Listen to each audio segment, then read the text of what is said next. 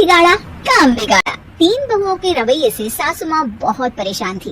दरअसल बात ये थी कि तीनों बहुओं में किसी बात को लेकर अनबन हो गई थी। तब से ही तीनों एक दूसरे से मुंह फुलाए रहती थी। ना कोई सीधे मुंह किसी से बात करती, ना किसी का कहना मानती।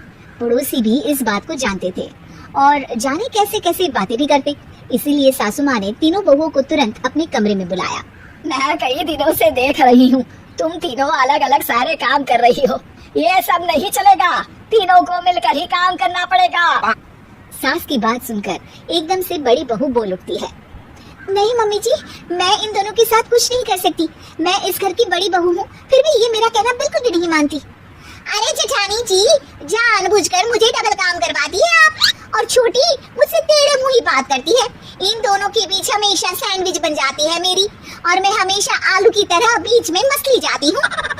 मम्मी जी, इन दोनों को लगता है कि मैं छोटी हूँ तो इनके पैरों तले दब जाऊंगी, लेकिन नहीं, मेरा भी उतना ही अधिकार है जितना इन दोनों का है।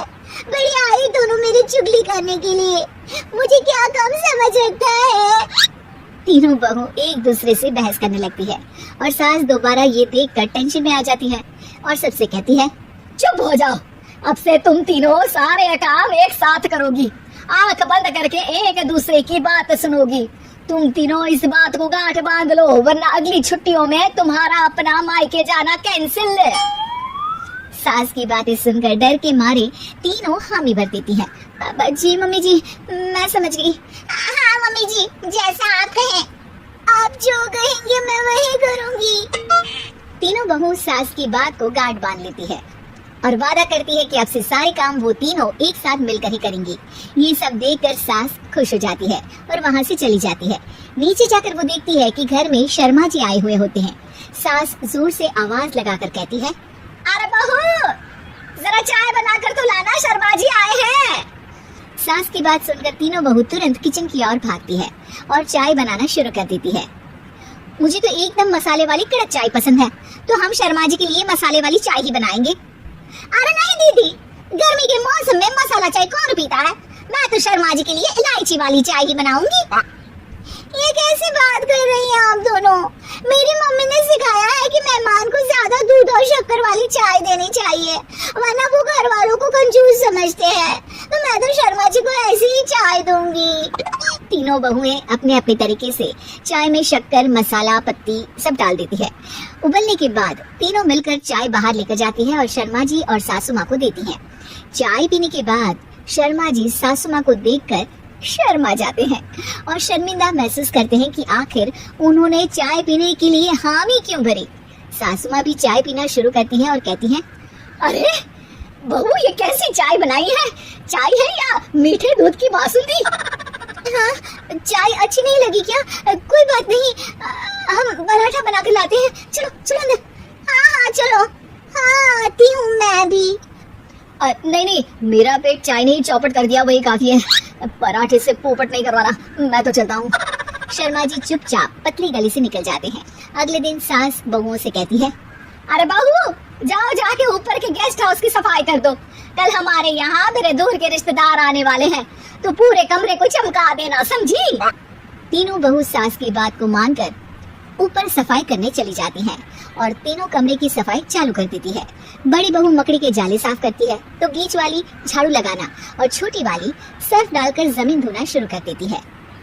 अरे दीदी, जेठानी जी, अभी मैंने पूरी फर्श धोई और आप फिर से धूल नीचे गिरा रही हैं।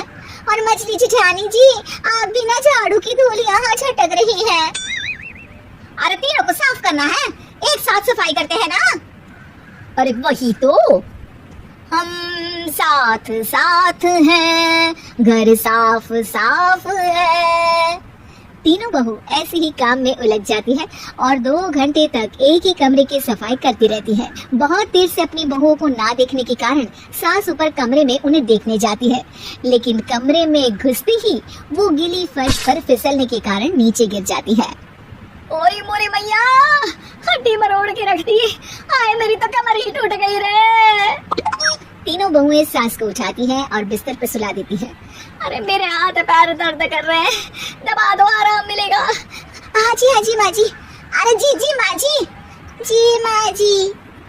और तीनों बहुएं एक साथ सास के हाथ को दबाना शुरू कर देती है। माँ की तो चीख ही निकल जाती है और नतीजा ये होता है कि सास के बचे हुए शरीर में भी दर्द उठ जाता है। हाय राम, ये क्या कर दिया तुम तीनों ने। अरे मेरी तो किस्मत ही फूटी है कि तुम जैसी बहुएं मुझे मिली। ए भगवान, पूरे शरीर में दर्द बढ़ गया है। अब तो पता नहीं कि चल भी पाऊंगी या नहीं। माफ करो, मुझे गलती हो गई मुझसे कि तुम तीनों को एक साथ काम करने के लिए बोला।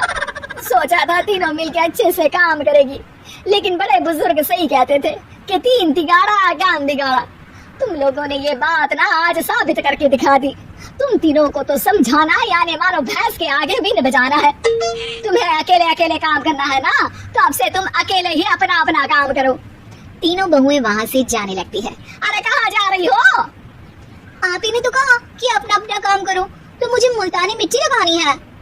अरे मुझे भी तो नेल पॉलिश लगानी है। मुझे ना मेहंदी लगानी है। सास अपना सर पीट लेती है और कहती है, अरे मुझे भी लगाना है कुछ।